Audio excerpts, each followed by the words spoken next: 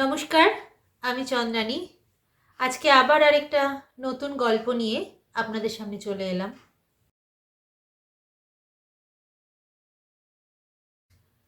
আমি মেঘ। আমি ছোট থেকেই একটু অন্যরকম মেয়ে। সবাই আমাকে তাই বলে। আমার বাড়িতে বাবা মা আর আমি একমাত্র মেয়ে, মেঘ। ছোট থেকেই আমার মধ্যে কখনো এই মেয়েদের সাথে খেলা, রান্নাবাটি খেলা, পুতুল খেলা, এগুলো আমার খুব একটা ভালো লাগতো না। আমি ছেলেদের সাথে খেলতে বেশি ভালোবাসতাম। তো এই করতে করতে আমার কখনোই মেয়েদের ফ্রক পরা, মেয়েদের চুড়িদার পরা হয়ে ওঠেনি। আমি জিন্স টপ বা জিন্স শার্ট পরেই কাটাতাম। তো এইভাবে আমার মা অনেক বকাবকি করতো, চুড়িদার ফ্রক কিনে দিত, কিন্তু আমার ভালো লাগতো না। কারণ আমার মনে হতো যে আমি হয়তো শরীরের দিক দিয়ে মেয়ে, কিন্তু আমি ছোট থেকেই ভাবতাম যে আমার মনের ভেতর দিকটা ছেলে, একটা ছেলেদের মতো।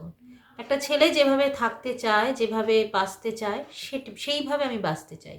ছেলেদের সাথে ডানগুলি খেলা, ছুটে ছুটে যাওয়া, এটাই ভালো লাগতো। যখন স্কুলে পড়েছি তখন স্কুলেও যখন সবাই একসাথে গল্প করতো মেয়েরা, আমার কিন্তু খুব একটা ভালো লাগতো না। আর আমার তখন মনে হতো যে না, আমি একটু আলাদা আলাদা বসি, কারণ ওদের সাথে কাটাতে আমার খুব একটা ভালো লাগতো না। এরকম বেশ কয়েকদিন চললো।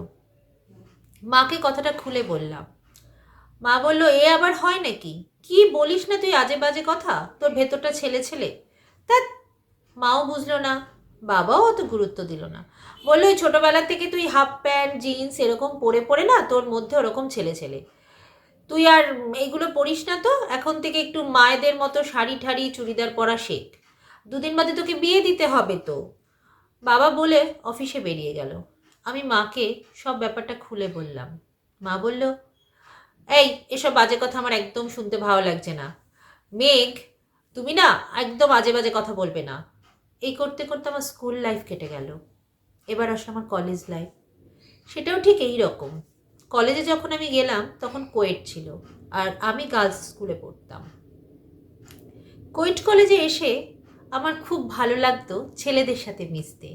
আমার কোনো মেয়ে বন্ধু হয় না, এই নিয়ে আমাকে সবাই হয়তো কিছু বলতো, কিন্তু আমি কান দিতাম না। কারণ আমি হয়তো শরীরের দিকে মেয়ে, কিন্তু মনের দিক দিয়ে আমি কখনোই একটা মেয়ে নই। আমি একটা ছেলে।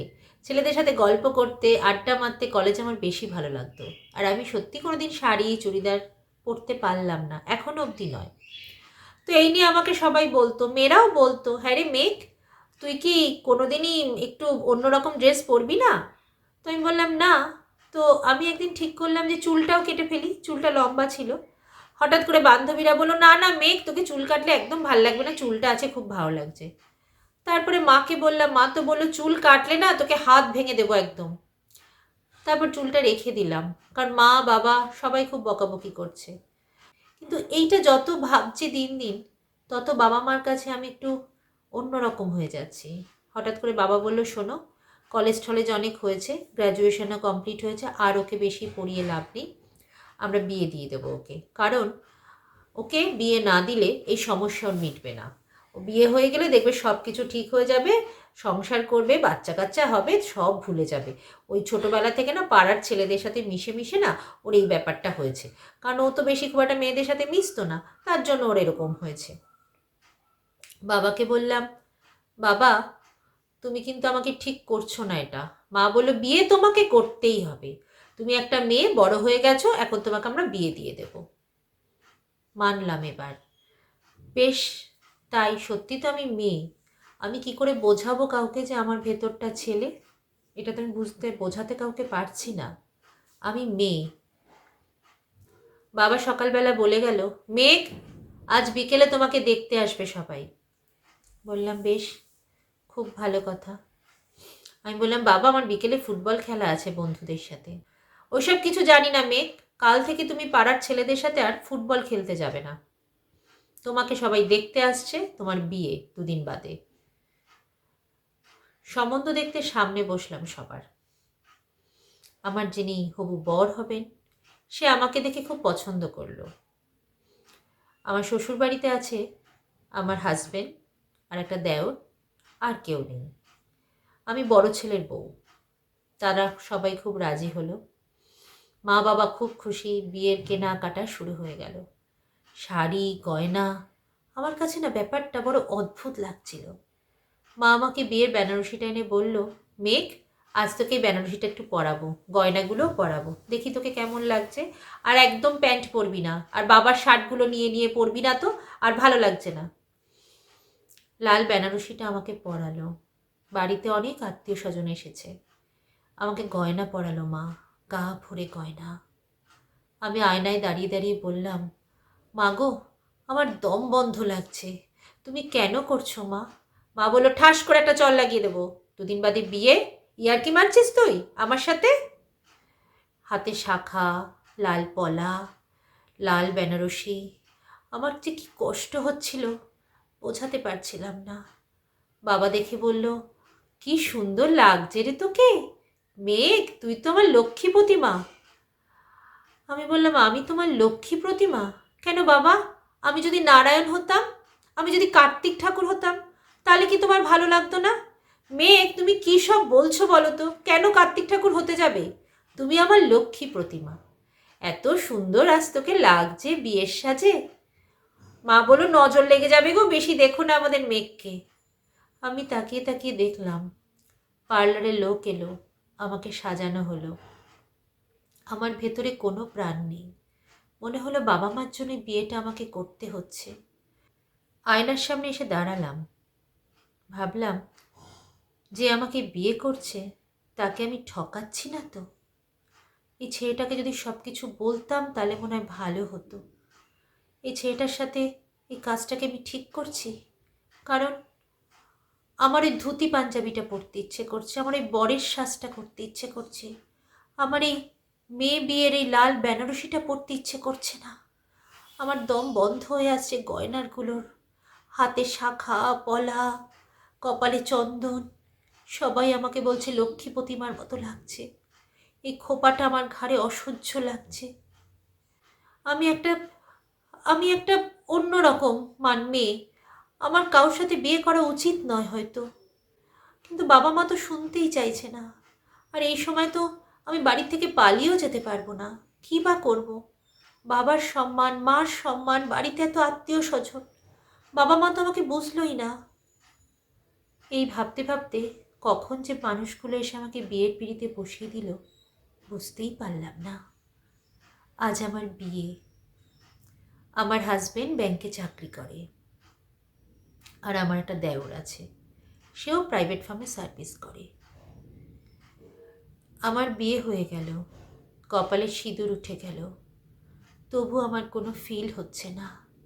খালি মনে হচ্ছে বর বেশে যে মানুষটা বসে আছে আমার পাশে, ঠিক সেই জায়গায় যদি আমি বসে থাকতাম তাহলে খুব ভালো হতো।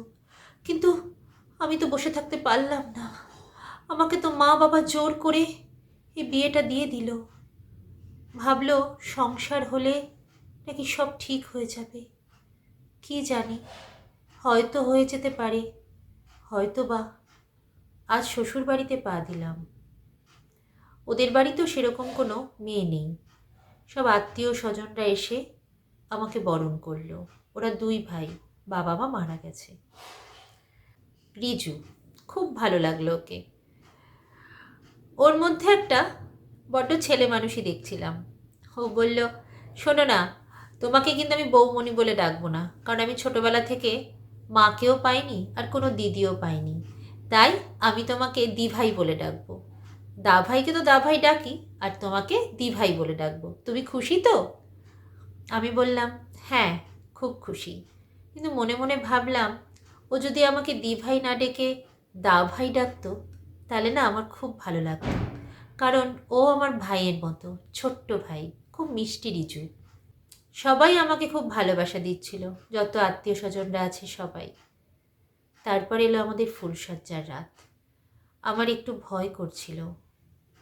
আমি নতুন বউ এই বাড়ির, কিন্তু বউ তো মনে হচ্ছে না। বারবার মনে হচ্ছে আমি বর, আমি বর। যাই হোক, ফুলসজ্জা ঘরে এলাম। আমার স্বামী রজতাভ, খুব ভালো ছেলে। প্রথমে এসে আমার সাথে অনেক গল্প করলো, অনেক কিছু বললো, ওদের পরিবারের কথা, ছোট ভাই, বাবা মা মারা গেছেন, তুমি ভাইকে একটু ভালোবাসা দিও, তুমি মায়ের মতো, দিদির মতো, যেভাবেই হোক। আমাকে রজতাবু অনেক কিছু বলল, কিন্তু আমার কেন জানি না কোনো ফিল হচ্ছিল না রজতাবুর কথায়। তারপর রজতাবু বলল, আজকে রাতটা আমাদের সুন্দর করে কাটানোর সময়, আর বকবক করব না। রজতাবু আস্তে আস্তে আমার কাছে আসছিল, আমাকে ছোঁয়ার চেষ্টা করছিল, বুঝতে পারছিলাম, কিন্তু আমার বিরক্তি লাগছিল, অস্বস্তি হচ্ছিল যখন রজতাবু আমাকে প্রথম হাতের উপর হাতটা দিল। কেন জানি না একটা অদ্ভুত ফিল হচ্ছিল, ভালো লাগছিল না। তবু চুপ করে বসেছিলাম, যেহেতু আমি নতুন ও বাড়িতে, কাউকে তো বোঝাতে পারবো না। রজতাবু আমাকে জড়িয়ে ধরল, তারপরেও যেন আমার কেমন দম বন্ধ হয়ে আসছিল। তারপর রজতাবু আমার ঠোঁটে প্রথম ছোঁয়া দিল, ঠোঁট আমার একটু অদ্ভুত লাগছিল, ঠোঁটে প্রথম স্পর্শ করলো, তখন আমার বিরক্তি লাগছিল। উফ, কি অসহ্য, কীরম যন্ত্রণা, এ তো আমার ভালো লাগছে না, একদমই ভালো লাগছে না। তবু রজতাবু আমাকে সারা শরীর স্পর্শ করলো। হ্যাঁ, আমি তো মেয়ে, কিন্তু আমার তো কষ্ট হচ্ছে, দম বন্ধ হয়ে আসছে, অসহ্য যন্ত্রণা মনে হচ্ছে। রজতাবু আমাকে জিজ্ঞেস করলো, আসলে কথা, আমি তো প্রথম তোমার কাছে নতুন, তাই হয়তো তোমার কোনো ফিল আসছে না, কিছুদিন যাক, তোমার ভয়টা কেটে যাবে, তুমি হয়তো ভয় পাচ্ছিলে। তা বলে ও আমাকে আর কিছু বলল না। সকালে উঠে দিব্যি বন্ধুর মতো হয়ে গেল। আমিও তাই, কিছু আর বললাম না খুলে যে আমার ভালো লাগছেই না এটা। কিন্তু একটা জিনিস চিন্তা করলাম, যে এই যে ফিলিংস যে রজতাবু আমাকে করলো, সেটা কি আমার কিছু মনে হলো? কারণ বাবা মা বলেছিল বিয়ের পর সব ঠিক হয়ে যাবে। আমার কোনো দাগ কাটলো ভেতরে? না, আমার তো ভেতরে কোনো দাগ কাটলো না। আমার একবারে মনে হলো না যে আমি ওর স্ত্রী। আমার মনে হলো এটা একটা অস্বস্তিকর বিষয় আমার জন্য। আমি যদি রজতাবুর জায়গায় থাকতাম, তাহলে হয়তো আমি এটা করতে পারতাম। আজ যা রজতাবু আমার সাথে রাত্রে করলো, সেইগুলো আমি যদি করতে পারতাম, তাহলে মনে হয় আমি শান্তি পেতাম। আবারও আয়নার সামনে এসে দাঁড়ালাম। আমি কখনোই রজতাবুর বউ হতে পারবো না, কিন্তু আমাকে মানিয়ে নিতে হবে প্রত্যেকটা দিন, প্রত্যেকটা রাত্রি। রজতাবু আস্তে আস্তে আমার সাথে বন্ধুর মতো হতে লাগলো। ভাবলো আমি তো নতুন, তাই ভয় পাচ্ছি। কারণ অনেক সময় তো রজতাবু আমাকে বলল যে সেক্সটা মানুষে কিন্তু অনেক সময় ভয়ও পায়, তুমি ভয় পেও না, আস্তে আস্তে দেখবে সব ঠিক হয়ে যাবে, আর এটাতে কোনো জোরাজোরি নেই, আমরা তো স্বামী স্ত্রী হয়েই গেছি।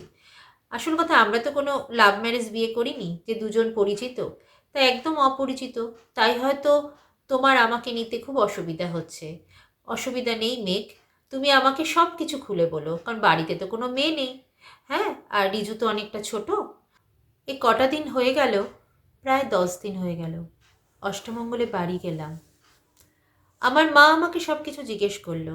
বাবা বলল, বাহ, তোকে কি সুন্দর লাগছে রে, আজ বাড়িতে বউ হয়ে ঢুকলি। আমি বললাম, হ্যাঁ, তোমার ভালো লাগছে বাপি? বললো, হ্যাঁ, ভীষণ ভালো লাগছে।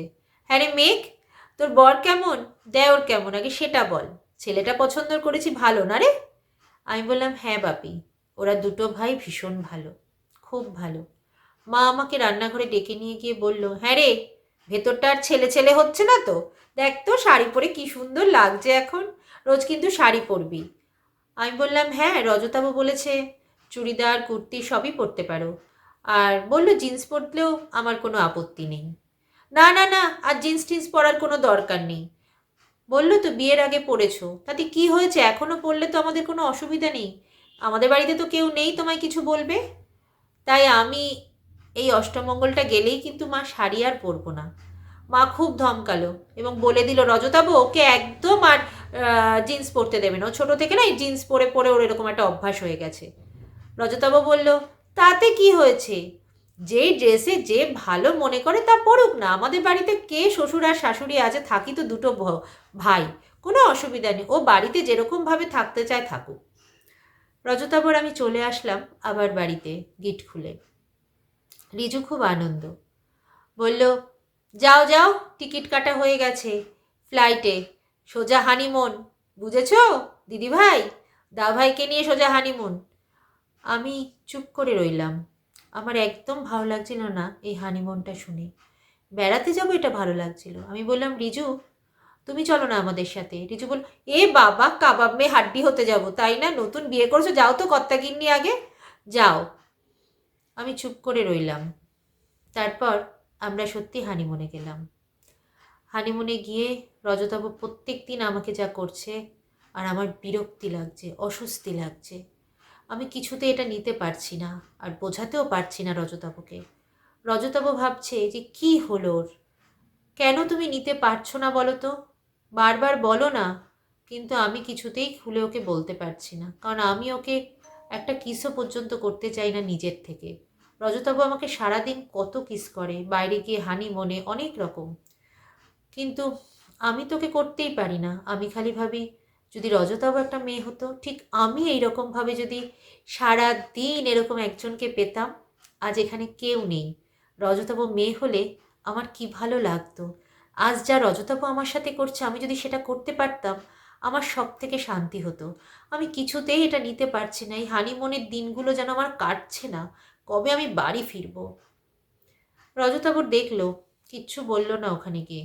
চুপচাপ বাড়ি চলে এসে বলল, তোমার যদি এটা কোনো অসুবিধা হয়, এই সেক্স ব্যাপারটা, তুমি ডাক্তারের সাথে একবার কথা বলতে পারো, বুঝলে মেঘ?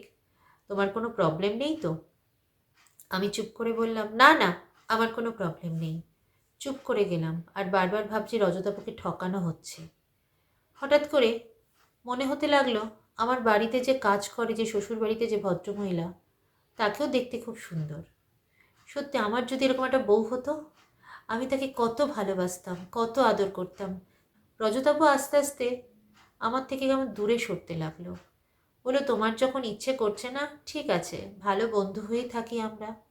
আগে প্রত্যেক রাত্রে আমাকে অনেক কিছু করতো, কিন্তু এখন রজতাভ 15-20 মিনিট কথা বলে হালকা গায়ে একটা কিস করেই শুয়ে পড়ে।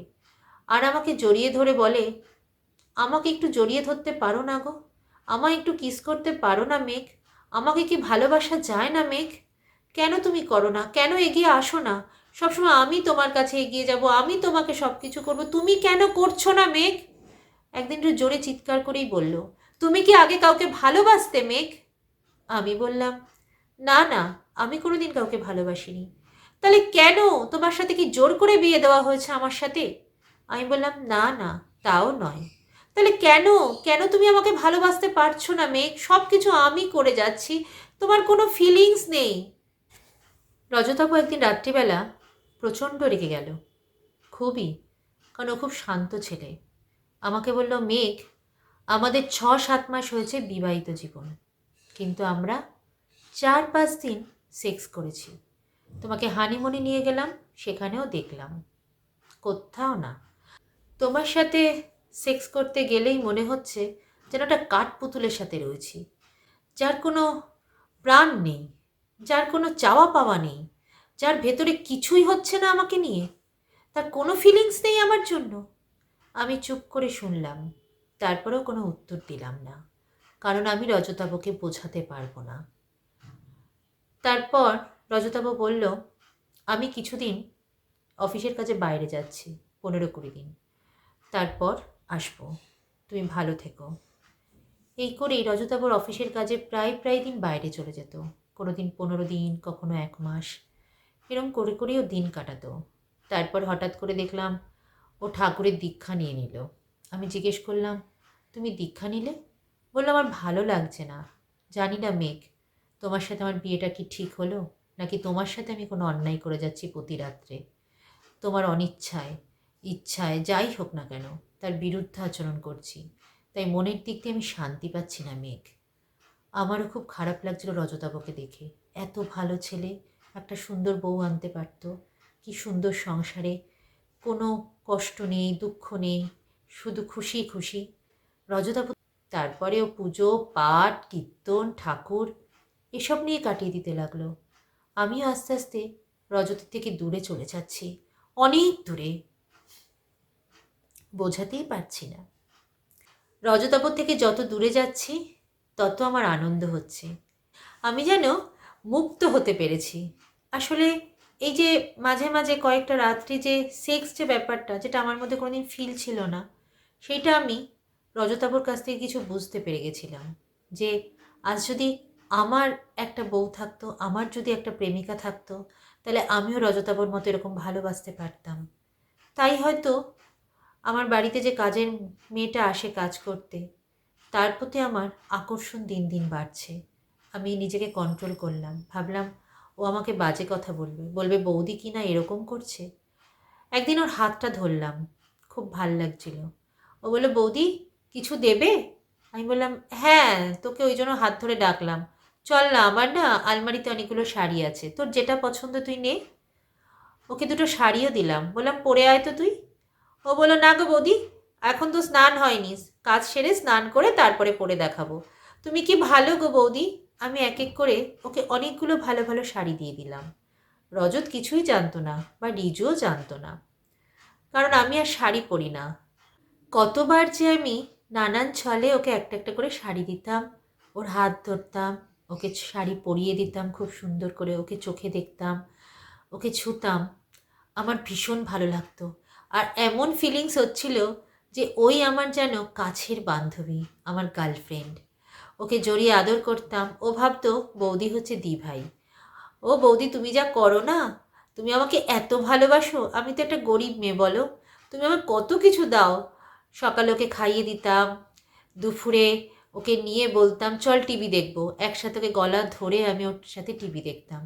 যা রজতাবু আমার সাথে করতো আমি তাই করতে যেতাম, কিন্তু একটু ভয় লাগতো যদি ও কিছু বলে। কিন্তু আমার এত আনন্দ, এত ফিলিংস বাড়িতে হচ্ছিল যে আমি কাউকে বোঝাতে পারছিলাম না। আমি এইভাবেই থেকে গেলাম। রজত খুব ব্যস্ত।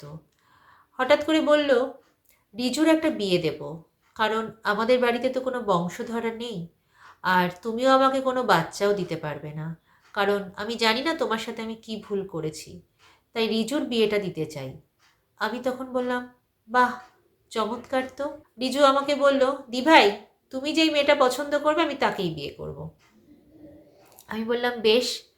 আমাকে সকালবেলা বলে গেল, কাল কিন্তু একটা খুব সুন্দর শাড়ি পরে যাবে, বড় যা হবে না।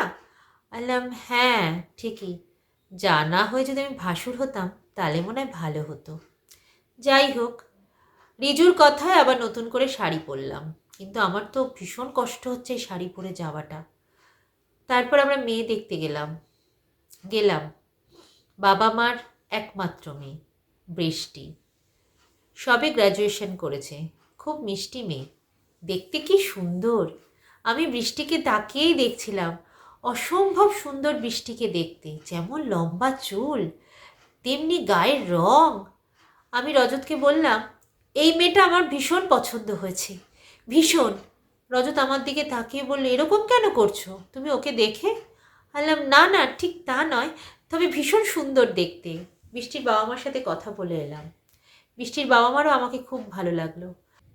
বাড়ি আসার পরে রিজুকে বললাম, তোমার মেয়ে পছন্দ হয়েছে তো? রিজু বলল, তোমার পছন্দ হলেই আমার পছন্দ, জানো দি ভাই, দেখতে বড় মিষ্টি বলো, আমার কিন্তু ভালোই লেগেছে। আমি বললাম, হ্যাঁ, আমারও ভীষণ ভালো লেগেছে, কবে আনবো আমরা বৃষ্টিকে বাড়িতে? রিজু বলল, খুব তাড়াহুড়ো তাই না বলো? আমার কিন্তু খুব তাড়াহুড়ো, বৃষ্টি কবে আমাদের বাড়িতে আসছে। আমি খুব তাড়াতাড়ি এই কাজটা করতে গেলাম। রজতাবাবু বলে, একটা সুন্দর দিন দেখে ঠাকুরমশাইকে বলে ওদের 4 হাত এক করে দেব। বৃষ্টির বাবা মারও খুব পছন্দ হলো, বিয়ের কেনাকাটা শুরু হয়ে গেল। যাই হোক, বৃষ্টির জন্য প্রচুর জিনিস কিনলাম, গয়না, শাড়ি, চুড়িদার, কুর্তি, কি না, প্রচুর জিনিস ওকে আমি তত্ত্বে পাঠালাম। বৃষ্টি খুব খুশি। আমি বৃষ্টিকে মন ভরে দেখলাম বিয়ের সাজে, যেই সাজটা একদিন আমার হয়েছিল, কিন্তু আমার অসহ্য লাগছিল। আজ ভাবলাম আমি যদি রিজুর জায়গায় থাকতাম, রিজুকে যেমন ধুতি পরানো, পাঞ্জাবি পরানো, রিজুর গায়ে হলুদ হচ্ছে, আমার যদি হতো এরকম গায়ে হলুদ, ধুতি পরে পাঞ্জাবি পরে আমি যদি বিয়ে করতে যেতাম বৃষ্টিকে, আমার তখন সেই ফিলটাই আসছে বারবার। আর ভাবছি, এটা কি ঠিক হচ্ছে? আমি তো কাউকে বোঝাতে পারছি না, কাউকে চিৎকার করে বলতে পারছি না আমারও যে বৃষ্টিকে ভালো লেগে গেছে, খুব ভালোবেসে ফেলছি বৃষ্টির সাথে কথা বলে বলে। রিজু আমাকে পাঞ্জাবি ধুতি পরে এসে বলল, কেমন লাগছে? আমি বললাম, খুব সুন্দর। বাড়ি ভরে প্রচুর আত্মীয় স্বজন, সবাই বড় বৌমা এটা দাও, বড় বৌমা। আমার শুনতে অসহ্য লাগছিল, তবু আমাকে শুনতে হয়, সব কিছু করতে হয় বাধ্য হয়ে। খুব কষ্ট হচ্ছে এই মেয়ে হওয়াটা আমার। রিজুর সাথে আজ বৃষ্টির বিয়ে। রাত্রে 7 পাকে ঘোরা হলো, রাত্রিটা কাটালাম। বৃষ্টিকে অসম্ভব সুন্দর লাগছিল সিঁদুর পরে, সব গয়নায় বৃষ্টিকে যেন অসাধারণ লাগছিল। আজ আমার ওকে মনে হচ্ছে লক্ষ্মী প্রতিমা, আমার পাশে বৃষ্টি, মেঘ, বৃষ্টি। কিন্তু সেটা আর হলো কোথায়? বৃষ্টি বিয়ে হয়ে শ্বশুর বাড়ি এলো। সবাই আমাকে বলল, বরণ করো, তুমি তো বাড়ি বড় বউ। আমি বরণ করে বৃষ্টিকে ঘরে তুললাম। আজ বৃষ্টির ফুলসজ্জা, আর আমি ঘরে কষ্ট পাচ্ছি বৃষ্টিকে রিজুর হাতে দেখে। খুব কষ্ট হচ্ছিল আমার। আজ রিজু বৃষ্টিকে ছোবে, কিন্তু এটা তো আমার ভালো লাগছে না। আমার ঘরে আমি ছটফট করছি বৃষ্টির জন্য, প্রাণপণ মনে চিৎকার করি, বৃষ্টি তুমি আমার, বৃষ্টি তুমি আমার। কিন্তু না, আমি বলতে পারছি না। ঠোঁটের সামনে কথা এসে আটকে গেছে আমার ঠোঁট, আমার চোখ বন্ধ হয়ে আসছে। রজত আমাকে বলল, তোমার কি শরীর খারাপ হয়েছে মেঘ? আমি বললাম না, আসলে বিয়েবাড়ির কদিন খুব ভীষণ খাটাখাটনি যাচ্ছে, তুমি একটু ঘুমোও মেঘ, আমি বরঞ্চ দেখে আসি কাজকর্ম। আজ তো ওদের ফুলসজ্জা, কাল থেকে তুমি ওকে একটু সংসারটা বুঝিয়ে দিও কোথায় কি আছে।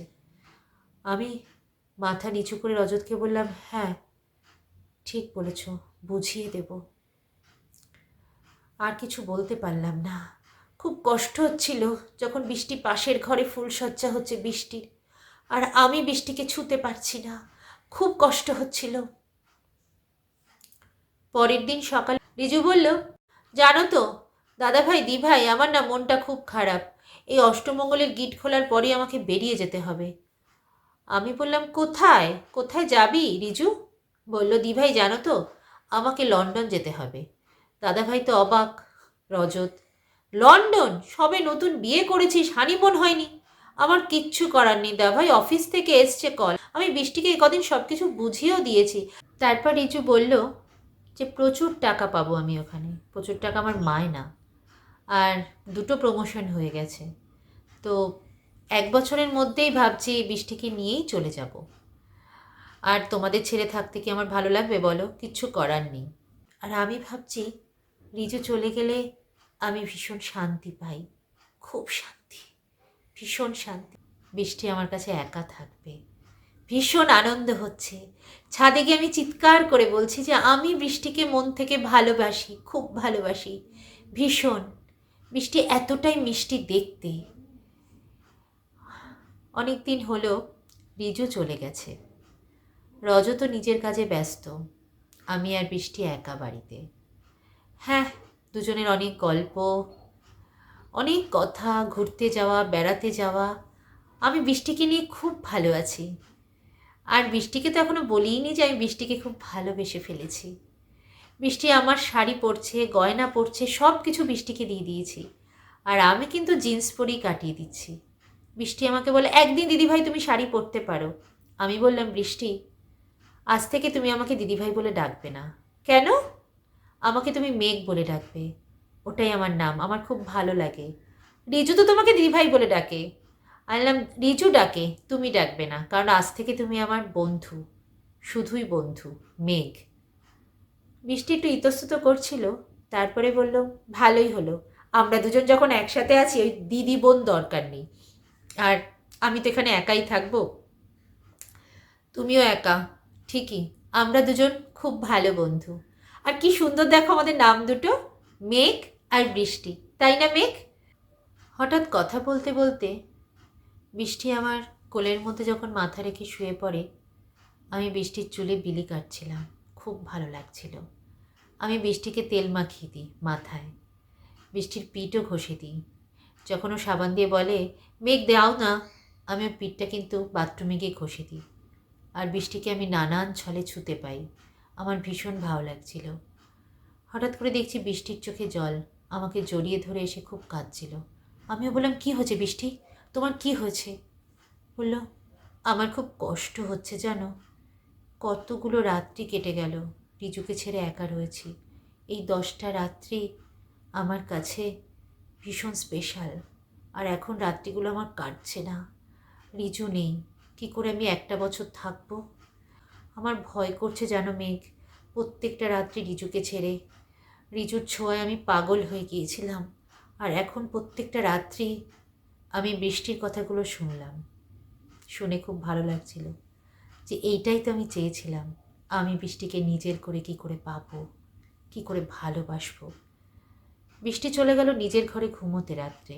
আর সেদিন রাত্রে আমিও ভাবতে লাগলাম, আমিও যদি রিজুর মতো বৃষ্টির সারা শরীর ছুঁতে পারতাম, বৃষ্টির ওই সুন্দর নরম ঠোঁটটা যদি ছুঁতে পারতাম, আমার খুব ভালো লাগতো।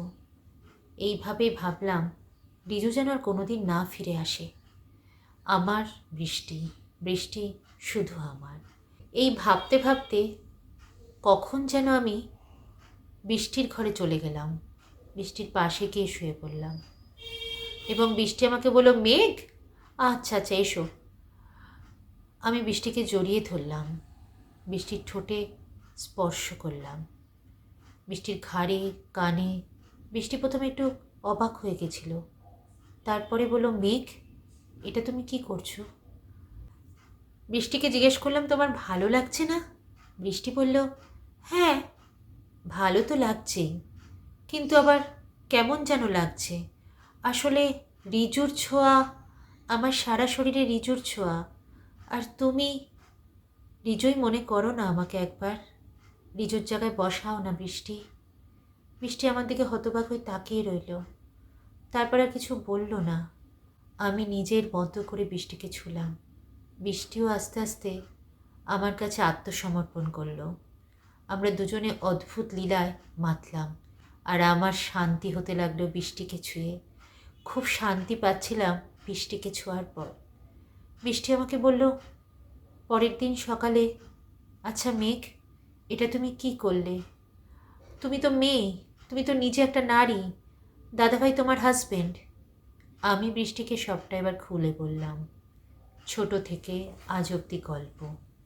বৃষ্টি অবাক হয়ে শুনল, কি বলছো মেঘ তুমি? আনলাম, হ্যাঁ বৃষ্টি বলো আমি কি করব বলো। বৃষ্টি আমাকে বলল, আমি তো এটা ভাবতেও পারছি না মেঘ। এরপর কিছুদিন পর থেকে দেখছি বৃষ্টি আমার সাথে আর কথা বলে না, অ্যাভয়েড করে। রান্নাঘরে আসে, নিজের খাবার বানিয়ে চলে যায় নিজের ঘরে। আমার বড় অদ্ভুত লাগছিল বৃষ্টিকে দেখে, ওর চোখ মুখ কেমন পাল্টে গেছে। আমার থেকে দূরে দূরে সরে যাওয়ার চিন্তা করে। আর আমার দিন দিন কষ্ট বাড়ছে, কারণ আমি বৃষ্টিকে খুব ভালোবাসি। বৃষ্টিকে ছেড়ে এক মুহূর্ত ভালো লাগে না। সারা দিন তো আমি বৃষ্টির সাথেই কাটাই, কিন্তু আজ বৃষ্টি নিজে নিজেই আস্তে আস্তে সরে যাচ্ছে। আমার ভয় হচ্ছে যে আমি বৃষ্টিকে খুব ভালোবাসি, ভীষণ ভালোবাসি। বৃষ্টিকে জড়িয়ে ধরতে ইচ্ছে করছে, আজকে বৃষ্টিকে সারা শরীর ছুঁতে ইচ্ছে করছে। বৃষ্টি আমার, বৃষ্টি শুধু আমার, আমার শুধু আমার। এই করতে করতে কখন আবার বৃষ্টির ঘরে চলে গেলাম, বৃষ্টিকে জোর করে ধরলাম। বৃষ্টি বলল, মেঘ তুমি সরে যাও, চলে যাও মেঘ, আমার ভালো লাগছে না মেঘ, এটা হয় না মেঘ। আমি বললাম, আমি তোমাকে পারবো না বৃষ্টি, আমি তোমাকে ভীষণ ভালোবাসি, আমি তোমাকে ভীষণ ভালো। মেঘ তুমি একটা মেয়ে না, আমি মেয়ে নই, আমি মেয়ে নই বৃষ্টি, তুমি ভেবো না আমি মেয়ে। আমি বৃষ্টিকে ছুঁলাম, বৃষ্টি বারবার সরিয়ে দিচ্ছে, একবার দুবার তিনবার, তবু আমি বৃষ্টিকে জোরে জোরে জড়িয়ে ধরে ছুঁলাম। অনেকবার ছোঁয়ার পর বৃষ্টি আত্মসমর্পণ করলো আমার কাছে। আমাদের আস্তে আস্তে রিলেশন বাড়তে লাগলো। বৃষ্টি আর আমার মধ্যে একটা অন্যরকম সম্পর্ক হয়ে গেল। বৃষ্টি আমার কাছে, প্রেমিকাই হোক, স্ত্রী হোক বা অন্য কিছু, তার থেকেও বৃষ্টি বেশি। বৃষ্টিকে আমি প্রতি মুহূর্তে যত্ন করি, বৃষ্টির তেল দেওয়া চুলে, বৃষ্টিকে সব সময় খাইয়ে দেওয়া, সবটা আমি করি। বৃষ্টিও আমার সাথে তাই। আমরা একসাথে ঘুরতে বেড়াই, হোটেলে খাচ্ছি। রজত তাতে খুব আনন্দ, রজত এটা বুঝতেও পারিনি। একদিন হঠাৎ করে আমি আর বৃষ্টি একদম অন্যভাবে রিলেশনে ছিলাম। বৃষ্টি আর আমি যখন সেক্স রিলেশনে চলে গিয়েছিলাম, হঠাৎ করে রজত সেদিন বাড়ি চলে এসেছিল। রজত আমাকে আর বৃষ্টিকে ওইভাবে দেখে অবাক হয়ে তাকিয়ে রইল আমার দিকে। কিচ্ছু বলল না, মাথা নিচু করে চলে গেল। বৃষ্টিও লজ্জায় টাওয়ালটা জড়িয়ে নিল। আমিও চুপ করে দাঁড়িয়ে রইলাম রজতের দিকে। সত্যি তো রজতকে ঠকাচ্ছিলাম আমি খুব। সেদিন থেকে রজত আর আমার সাথে কথা বলে না। খাবার টেবিলে খাবার খায়, অফিসে বেরিয়ে যায়। এইভাবে থাকতে থাকতে বুঝতে পারিনি রজত কবে সন্ন্যাস নিয়ে নিয়েছে। কারণ রজত আমার আর বৃষ্টির সম্পর্কটা বুঝতে পেরে গিয়েছিল বাড়িতে। তাই রজত নিজের সন্ন্যাস গ্রহণ করেছে সেটাও আমাকে জানায়নি। যখন আমি জিজ্ঞেস করলাম তখন আমার আর বৃষ্টির সামনে বলল যে আমি সন্ন্যাস নিয়ে নিলাম, আমার আর সংসার জীবন ভালো লাগে না মেঘ, বিবাহিত জীবনে আমি আর থাকতে চাই না। আর কিছু রজতকে বললাম না। রজতও চলে গেল, কোন এক আশ্রমে চলে গেল। বাকি রইল শুধু রিজু লন্ডনে। আমি আর বৃষ্টি, আমাদের সেক্সুয়াল রিলেশনটা প্রত্যেক রাত্রেই হয়। আমি বৃষ্টিকে সারা শরীরে ছুঁই, একসাথে স্নান করি আমরা বাথরুমে, আমরা একসাথে নানানভাবে কাটাচ্ছি। রজত আমাদের মাসে মাসে টাকাটা পাঠিয়ে দেয়, আর রিজু তো টাকা পাঠায় বৃষ্টির জন্য। প্রচুর কেনাকাটা করি আমরা। আমি জিন্স টপ যা পরতাম তাই, আর শার্ট এখন। আর বৃষ্টি আমাকে নিয়ে গেল একটা পার্লারে। আমি বললাম, কেন আমাকে পার্লারে নিয়ে এলে বৃষ্টি? তুমি চলো তো, চলো বলে আমার চুলটা এবার কেটে দিল। এতদিন চুলটা লম্বা ছিল, বয়েস কাট চুল করে দিল। বলল, আজ থেকে তোমার চুলটা এরকমই থাক, নাহলে আমার সাথে তোমাকে মানাচ্ছে না। তোমাকে বুঝতে পারছো না তুমি, তোমাকে তাহলে অন্যরকম লাগছে, প্যান্ট শার্ট পরলে কী হবে? আমি আর বৃষ্টি এখন দুজনে এক হয়ে যাই। আমাদের কোনো আলাদা আর বেডরুম নেই, একই সাথে। এইভাবে বেশ চলছিল। হঠাৎ করে রিজু এসে গেল। দরজা খুলেই দেখি রিজু। আমি অবাক হয়ে গেলাম। বলল, আরে দি ভাই, চলে এলাম, কাউকে খবরই দিইনি, সারপ্রাইজ না বলো? বললাম, হ্যাঁ। পেছনে বৃষ্টি দাঁড়িয়ে আছে। বৃষ্টির অবাক হয়ে তাকিয়ে আছে রিজুর দিকে। আমিও রিজুর দিকে অবাক হয়ে তাকিয়ে আছি। রিজু রিজু বলে, তোমরা কি খুশি হওনি নাকি আমার আশাটা? বললাম, হ্যাঁ হ্যাঁ হ্যাঁ, না না, খুব খুশি হয়েছি, খুব খুশি হয়েছি। দাভাই কোথায়? বললাম, দাভাই তো ঠাকুর মন্দিরে বেশি থাকে, রাত্রে আসে। বলল, ও আচ্ছা আচ্ছা, ঠিক আছে।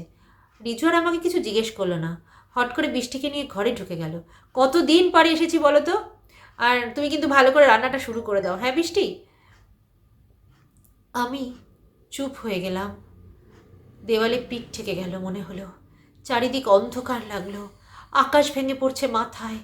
বুকের মধ্যে দম দম করে আমাকে কেউ মারছে, পেটাচ্ছে। যে মেঘ, মেঘ তুই কী করছিস? না, আমি বৃষ্টিকে ভালোবাসি, বৃষ্টি আমারই স্ত্রী হয়ে গেছে এখন, বৃষ্টি আমার স্ত্রী। এটা কি হলো? আরে রিজুকে তো আমি খুব ভালোবাসতাম, মতো ছোট ভাইয়ের মতো। আজ রিজুকে নিতে পারছি না কেন? রাত্রিটা হলো, সবাই ডিনার করে যে যার ঘরে গেল।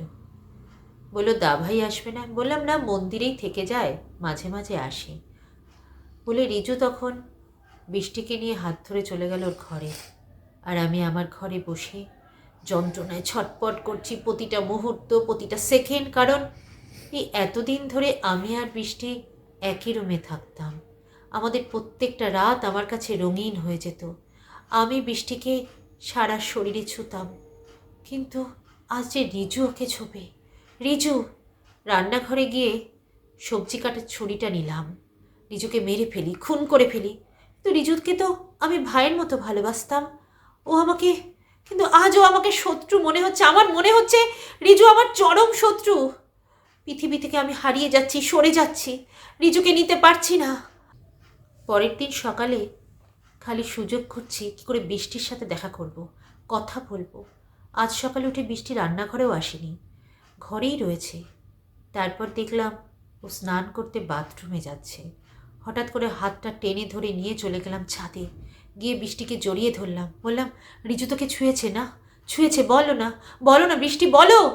বৃষ্টি বলল, থাক না মেঘ, এসব কথা থাক, আমার ভালো লাগছে না মেঘ, আমাকে একটু সময় দাও।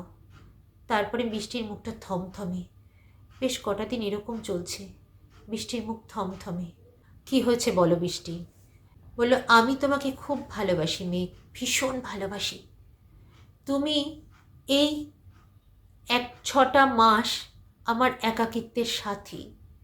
তুমি আমার সবটা দিয়েছো, সব কিছু মিটিয়েছো।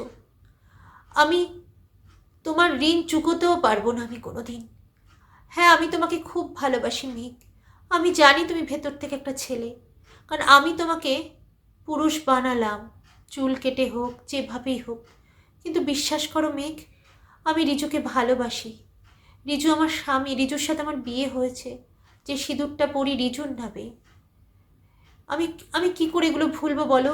ওই ওই 10টা দিন আগের সেইটা আমাকে রিজু আবার ফিরিয়ে দিয়েছে।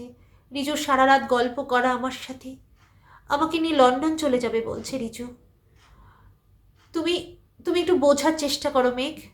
আমি বললাম, না বৃষ্টি, তুমি আমাকে ভালোবাসো তো? হ্যাঁ, সত্যি আমি তোমাকে ভালোবাসি মেঘ। তাহলে চলো আমরা পালিয়ে যাই, আমরা কালই এখান থেকে পালিয়ে যাই। যেইভাবে পারবো আমরা থাকবো। চলো বৃষ্টি। একটা প্রেমিক প্রেমিকা পালাতে পারে না। আমি তোমাকে ভালোবাসি, তুমি আমাকে ভালোবাসো, এখানে দরকার নেই রিজুর আর। আমরা এত দিন ধরে একসাথে কাটাচ্ছি, আজকে 6-7 মাস হয়ে গেছে। বৃষ্টি, তুমি আমার সাথে প্রত্যেকটা রাত্রি বেড শেয়ার করেছো, আমি তোমাকে ছুঁয়েছি। রিজু ছুলে আমি মেনে নিতে পারছি না বৃষ্টি।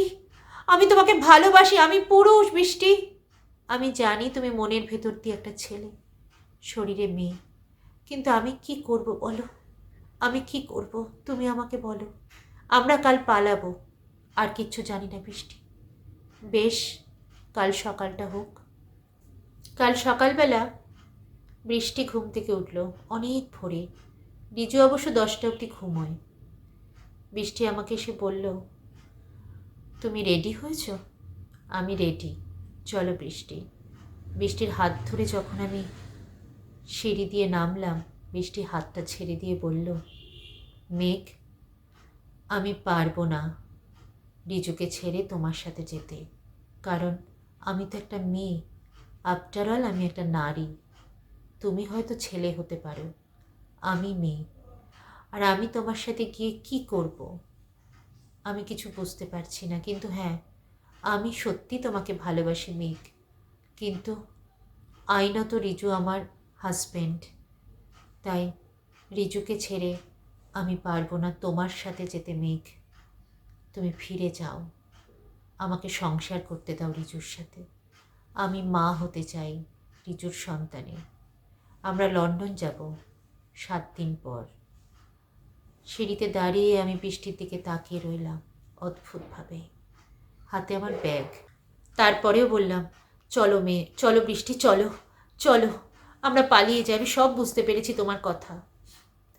মেঘ, হাজার হলেও তুমি মেয়ে, তোমার ভেতরটা ছেলে হলেও রিজু আমাকে যে সুখটা দেবে, যে তৃপ্তিটা দেবে, তুমি সেটা কোনোদিন দিতে পারবে না মেঘ। তুমি বায়োলজিক্যাল মেয়ে হয়েই জন্মেছ। তোমার ভেতরটা পুরুষ হলেও তুমি কিন্তু মেয়ে। চুল কাটলে, প্যান্ট পরলেই সে তো মেয়ে হয়ে যায় না। আমি জানি তুমি পুরুষ, আমি তোমাকে আজও মনে করি, কিন্তু তুমি আমার ভালো বন্ধু হয়েই থেকে যাও। এই 6টা মাস যা হয়েছে আমাদের ভুলে যাও মেঘ। তুমি নতুনভাবে জীবন করো, আমাকে মুক্তি দাও। আমি আর বৃষ্টির দিকে তাকালাম না। আজ যখন বেরোতে যাচ্ছি, তাহলে বেরিয়েই যাই। বেরিয়ে গেলাম শ্বশুরবাড়ি নামক ওই বাড়িটা থেকে। রজত সন্ন্যাস নিয়ে নিয়েছে। আমি বেঁচে গেলাম এই সম্পর্ক থেকে। এসে গঙ্গার ঘাটে এসে দাঁড়ালাম। দাঁড়িয়ে ভাবলাম, সত্যি তো বৃষ্টির সংসারটা আমার জন্য কেন নষ্ট হয়ে যাবে? কী বা দিতে পারবো? বৃষ্টিও তো মা হতে চায়, কিন্তু আমি তো ভেতর থেকে একটা পুরুষ, তা তো পারবো না বৃষ্টিকে দিতে। ভগবানের কাছে জিজ্ঞেস করলাম, কি করব? ভগবানের উপর খুব রাগ হচ্ছিল। কেন তুমি আমাকে এইভাবে জন্ম দিলে? এইভাবে কেন? কেন আমার ভেতরটা পুরুষ বানালে আর শরীরটা মেয়ে বানালে? আধা কেন বানালে? আমি কোন দিকে যাব বলো? সব রাগ ভগবানের উপর হলো। আমার বাঁচার কোনো অধিকার নেই। সমাজ আমাকে মানবে না, কোনো সমাজ আমাকে মেনে নেবে না। তুমি কেন আমাকে এরকম জন্ম দিলে? কেন এই সমাজে ঠেলে ফেলে দিলে? আমার ভেতরটা পুরুষ, আমি পুরুষ, আমি মেয়ে হতে চাই না। এই বলে কখন যে গঙ্গার সিঁড়িতে পা দিয়ে দিলাম নিজেই জানি না। জলে ডুবলাম, তারপর আমার দম বন্ধ হয়ে আসছিল। আস্তে আস্তে কখন নিঃশ্বাসটা বন্ধ হয়ে গেল, আর মনে মনে বললাম, আমি পুরুষ, আমি নারী। শরীরে, মনের দিক দিয়ে আমি নারী নই, আমি মনের দিক দিয়ে একজন পুরুষ। যাই জগৎ সংসারে কাউকেই বলতে পারলাম না, কাউকে না। কারণ সমাজ আজও এটা মেনে নেয় না যে আমিও কাউকে ভালোবাসতে পারি, একটা মেয়েকে। আমি একটা মেয়েকেই ভালোবাসি। আমি বৃষ্টিকে ভালোবেসেছিলাম খুব খুব। আজ আমার শেষ নিঃশ্বাস ত্যাগ করলাম জলে।